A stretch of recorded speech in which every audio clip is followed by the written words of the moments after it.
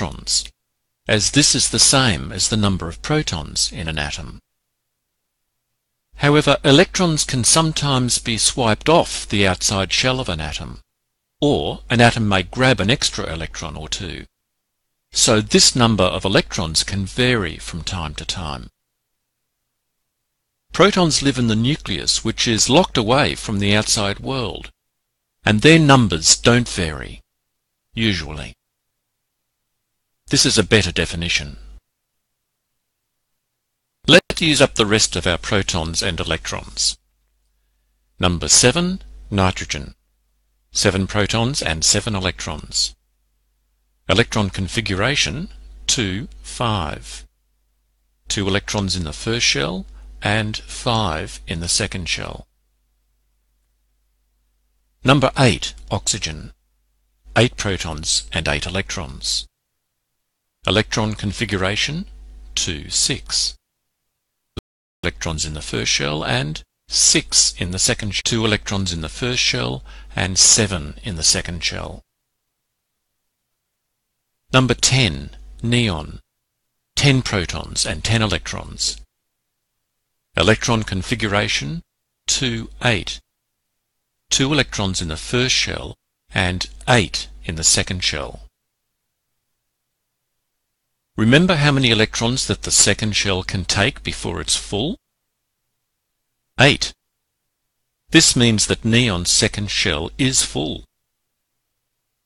This has important consequences for neon and makes it an unreactive noble gas. We will explain why this happens later. Can you guess what might happen if we had another proton and electron? Where would the electron go? What element is this?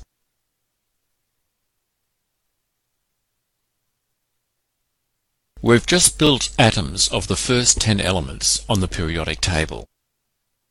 Each one has a different number of protons and electrons, and a different electron configuration too.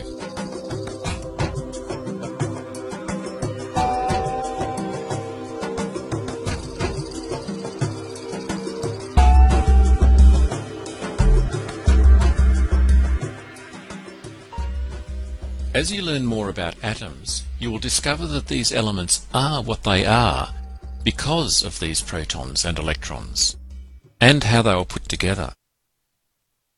For example, hydrogen is an explosive gas because it has just one electron in its outer shell, and helium is an unexplosive gas because it has 2 electrons in its outer shell.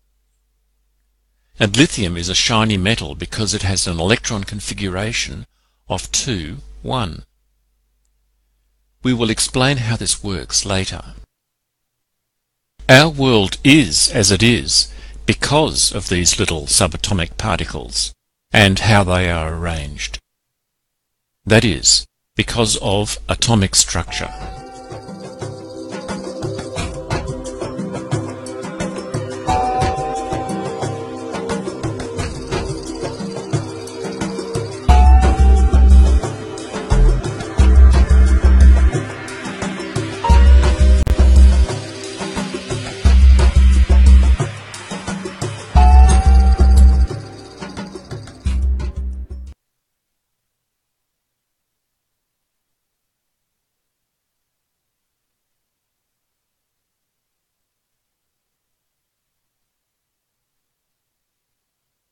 الشياطين.